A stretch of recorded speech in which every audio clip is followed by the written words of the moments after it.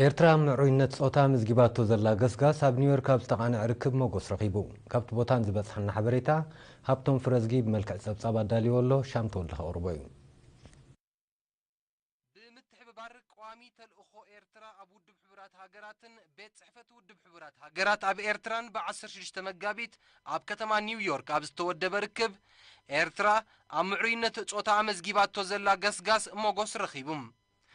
ኣብቲ ዓወታትን ተመክሮን ኤርትራ ኣብ ምሕያል ደቂ ኣንስትዮ ብዝብል ቴማ ጎኒ ጎኒ ኣኼባ ኮሚሽን ኩነታት ደቂ ኣንስትዮ ዝተቓንዐን ወከልቲ ሃገራትን ኣህጉራውያን ውድባትን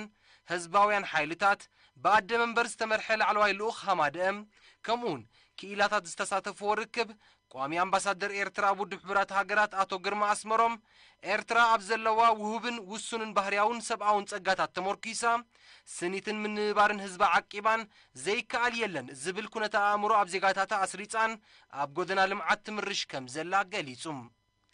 ፕሬዚደንት ሃገራዊ ማሕበር ደቂ ኣንስትዮ ኤርትራ ወይዘሮ ተኽኣ ተስፋ ሚካኤል ብወገና ኤርትራዊት ጓል ኣንስተይቲ መሰላን ማዕርነታን ብንጡፍ ተሳትፎኣን ተረኣን ኣብ ቃልሲ ንናጽነት መደባት ሃገራዊ ህንጸትን ከም ዘረጋገጸት ብምንጻር ሃማደ ኣብ ዝሓለፈ 20 ዓመታት ማሕበረ ባህላዊ ከምኡውን ፖለቲካውን ቁጠባውን ጽልዋን ቦታን ደቂ ኣንስትዮ ንምሕያልን ተሳትፎአን ኣብ ወሰንቲ መንግስታዊ ትካላት ንምድራዕን ኣበርቲዑ ይሰርሕ ከም ዘሎ ገሊጻ ኣወሃሃዲት ትካላት ውድብ ሕቡራት ሃገራት ኣብ ኤርትራ ሚስ ክሪስቲን እሙቶኒ ብግድኣም ካብ ተመኩራ ኣብ ዝተፈላለያ ሃገራት ተበጊሳ ኣብ ዝሃበቶ መግለጺ ሃገራዊ ማሕበር ደቂ ኣንስትዮ ኤርትራ ልዑል ክብሪ ዝወሃቦን ሓያል ጽልዋ ዘለዎን ማሕበራዊ ሓይሊ ምዃኑ ብምጥቃስ እቲ ዝያዳ ጦብላሕታ ዝፈጠረላ ብውሑድ ጸጋ ብዙሕ ናይ ምፍራይ ባህሊ ህዝቢ ኤርትራ ምዃኑ ኣነጺራ ኣብ ኤርትራ ዝነጥፋ ወኪላት ትካላት ውድብ ሕቡራት ሃገራት ድማ ኤርትራ ምዕሩይነት ጾታ ንምርጋጽ ንዝወሰደቶም ተበግሶታት ብኣብነት ብምስናይ ንፍሉይነት ኤርትራ ኣብ ምርጋጽ ኮማዊ ተሳትፎ ኣብ ዝተፈላለዩ መደባት መስኪሮም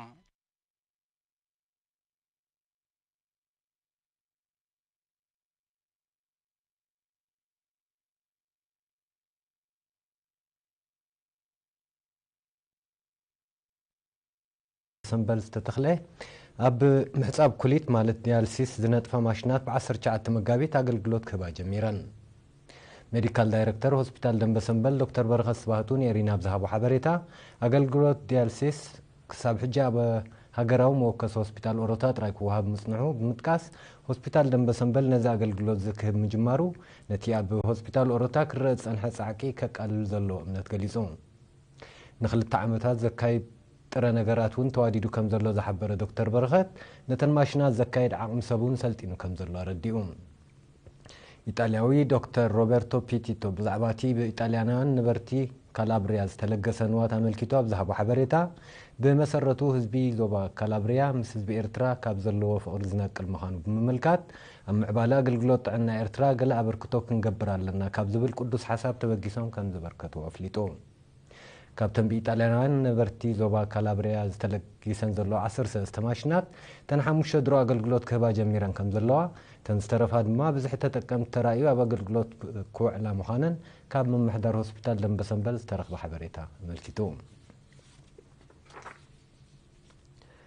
ስፖርታዊ ንጥፈታት ዝሕይል ተሳትፎኩም ስለ ዝኾነ ምሕዳራት ንዞባታት ተሳታፍነት ህዝቢ ኣብ ስፖርታዊ ንጥፈታት ኣብ ምዕዛዝ ዓቲበን ክሰርሓ ምሓዳር ዞባ ጋሽ ባርካ ኣቶ ፍሳሐ ሃይለ ኣዘኻኺሩ ኣቶ ፍሳሐ ኣብ ከተማ ባሮንቶ ኣብ ዝተቓንዐ ዓመታዊ ገምጋም ፌደሬሽናት ዞባን ስፖርታዊ ዓውደ ዘተን ኣብ ዘስምዑ ቃል ስፖርታዊ ንጥፈታት ዝሕይል ብቐንዱ ውዳብን ቁኑዕ ኣመራርሓን ስፖርታዊ ትሕተ ቅርፅን ፋይናንሳዊ ምንጭን ምዝድንፍዕ ምዃኑ ጠቒሱ ኣብቲ ዞባን ዘሎ ስፖርታዊ ብድሆታት መድረኽ ብመድረኽ ንምፍታሕ ኣብኩም ዝተሰረተ ቃልስን ጻዕርን ከም ዘድሊ ሓቢሩ ዋና ዳይሬክተር ክፍሊ ማሕበራዊ ኣገልግሎት ዞባ ጋሽ ባርካ ኣቶ ገብረስላሴ ነጋሽ ብወገኑ ስፖርት ኣእምራውን ኣካላውን ኩነት ዜጋታት ኣጣሚሩ ዝሃንፅን ዘዛንን ከምኡውን ፍቕርን ሓድነትን ኮስኪሱ ኣፍራይነት ዘዕቢ ኣገዳሲ ዓውዲ ስለ ዝኾነ ኣብቲ ዞባን ዘሎ ስፖርታዊ ንጥፈታት ንምሕያል ናይ ኩለን ኣካላት ኣገዳስነት ብዓብዪ ድማ ኣበርክቶ ህዝቢ ንምድንፋዕ ብዝለዓለ ደረጃ ክስራሓሉ ኣተሓሳሲቡ ሓላፊ ኮሚሽን ስፖርት ዞባ ጋሽ ባርካ ኣቶ ሉይጂ ሁሴን ድማ ኣብቲ ዞባ ዘሎ ስፖርታዊ ንጥፈታት ድልዱል ኮማዊ ሰረት ንኽሕዝ ውዳቢኡ ካብ ዞባ ክሳብ ንኡሳን ዞባታት ከተማታት ምምሕዳራት ከባብን ዓድታትን ክወርድ ኩለን ንኡሳን ዞባታትን ከተማታትን ድማ ዝውክለአን ክለባት ንኽምስርታ ክጻዕር ምዃኑ ኣብሪሁ ኣብቲ ኣጋጣሚ ፌደሬሽናት ኩዕሶ እግሪ ብሽክለታ መርበብ ሰክዔት ኣትሌቲክስ ያታዊ ስፖርት ከምኡውን كوميتي بادمنتن تنس بايتان اب 2014 اب زوبا غاش باركا ناي زسلاسلو نطفتات صبصاب دحر مقراب اب نطفتاتن زنبرن حصرتاتن محنوتاتن طيسن تساتفتي اب سبورتاون نطفتات نايت زوبا عميق كتعنزتن دحر مكياد سبورتاون نطفتات نايت زوبا حيلو من سيات زوبا باستفرالي عينتات سبورت زهنصلون تودادارنتهم زعززلون مچو بايتان منصاف زحجزو امامتا تقريبهم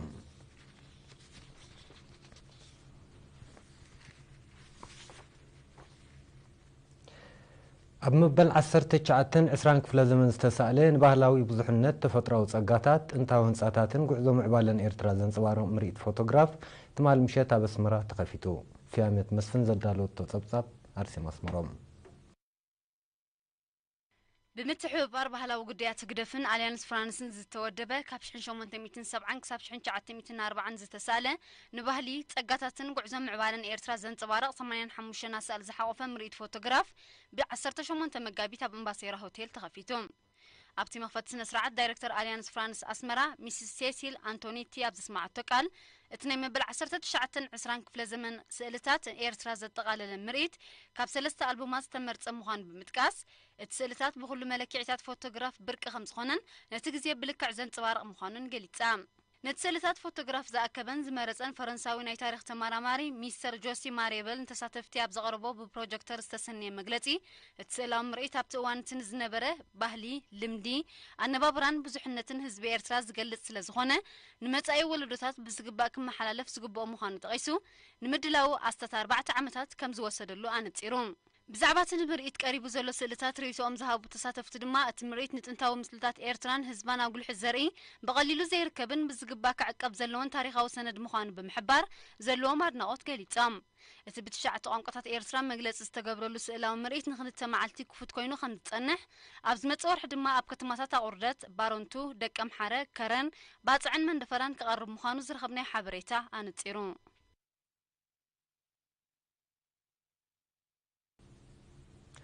همامته ጨንፈርኑ ዞባ መንደፈራ ንኣስታት 3 ኣዋርሕ ብዝተፈላለየ ሙያታት ዘሰልጠኖም 278 መንስያት ብ15 መጋቢት ተመሪቆም ትስልጠና መባእታ ኮምፒውተር ስነ ጽባቐ ጸጉሪ ርእስን ካልእን ዘጠቃለለ ኮይኑ መንስያት ሙያ ጥሪዮም ግዚኦም ኣብ ዘርብሕ ስራሕ ንኸሕልፉ ዝዓለመ ምዃኑ ኣብቲ ኣብ ኣዳራሽ ኩዶሕ ምባሻ ዝተኻየደ ስነ ስርዓት ምምራቕ ተሓቢሩ حلافت جنفر من سياس مرماس ملاش هبز اسمعو قال تسلطنا مقصلتا نايت مويا وبقعت من سين معبايز كايز زلون تفتات مخان تقيسو سلطن ترخيبا ما زلو تمرتي مبقس مبرنا يموداتا كم زي كونه ترديهم نزيادة فلتات كتسعرو مخيرون وكل تمرقت دما نقحاتن ودابن من سيات كم نمبال بهمامة انكالوت مشارختن نزكايز زلو لعل سعر بممسقان نزي توهبهم سلطنا ام معبال كم تصرحو الرقاقيزو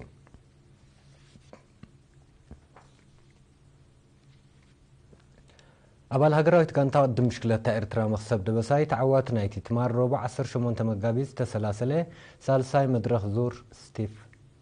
كوينو تقدر دماي مخسب دبساي نزي 215 كيلومتر شفنا وددر بخلت ساعات نساسان 6 دقائق 54 كاليتم بمززاميو نمودا دورت بليتو قداماي وصيو أبزو وددر ودغانتو أرون دبرتين سالساي ترتاكم زوصه مع كنات زينة الجيريا أقاليهن رابع مدرخ زور ستيف لومي 219 كيلومتر بشفن رحكات كوصليو